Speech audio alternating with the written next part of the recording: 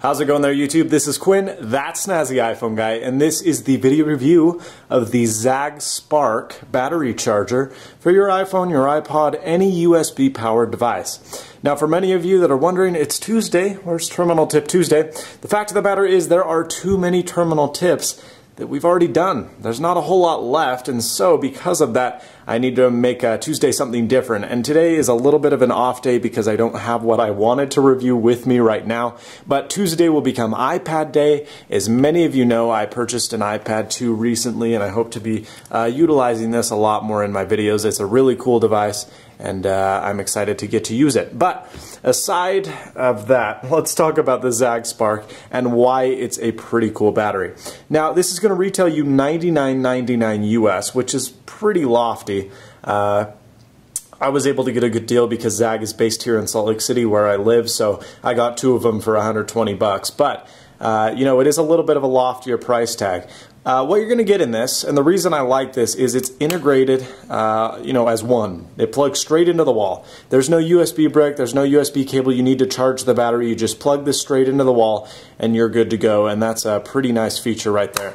You know, most batteries you'd have to have a USB powered hub along with the cable to power the battery to then power other devices, and so that's why this is nice. But because of that, it is a little bit thicker. It's going to be, you know, about the thickness of your standard power brick. You know, it's not like these ultra thin sexy batteries. It is a little bit beefier, but because it's beefier, it's also it has a smaller area. I mean, it's not as long or as, you know, wide because it's not as skinny. They can fit all the cells in this thickness.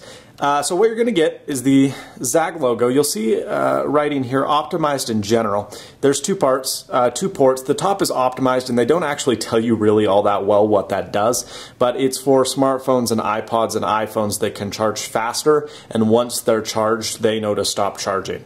So, you know, you could leave this in for a week, and, you know, once that iPhone reaches 100%, it says, okay, I'm done, and it doesn't continue to drain the power in your battery, which is nice to see.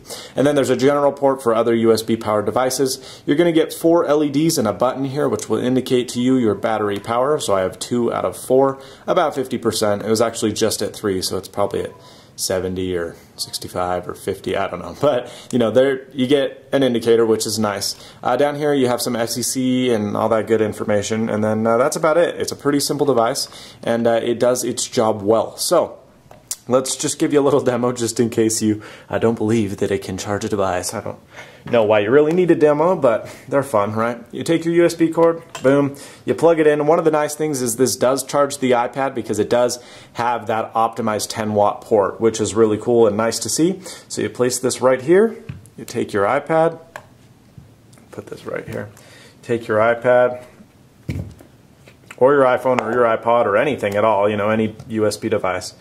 And you plug that in right here, thusly resulting in a charging iPad. So as you can see, up in the top right hand corner, we are indeed, it'll focus, we are indeed charging our iPad right there.